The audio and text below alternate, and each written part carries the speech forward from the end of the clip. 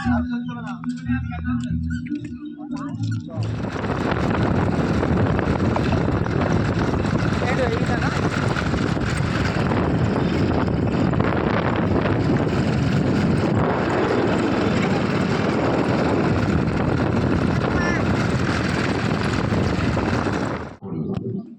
ইংরেজদের কাছ থেকে।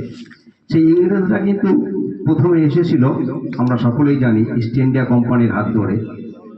তারা বাণিজ্য করতে এসেছিল, তারা এখানে একটি ব্যবসা করে আমাদের এখানকার সম্পদকে দাপটশালী হতো। একটা সাম্রাজ্য বিস্তারকারী দেশ ইংরেজরা, ব্রিটিশরা এসেছিল। 1757 সালে পলাশির প্রান্তরে আমাদের বাংলার নবাব, তৎকালীন নবাব সিরাজদৌল্লার সঙ্গে যুদ্ধ হয় এবং সিরাজদৌল্লা আমাদের কারণেই পরাজয় বরণ করেন।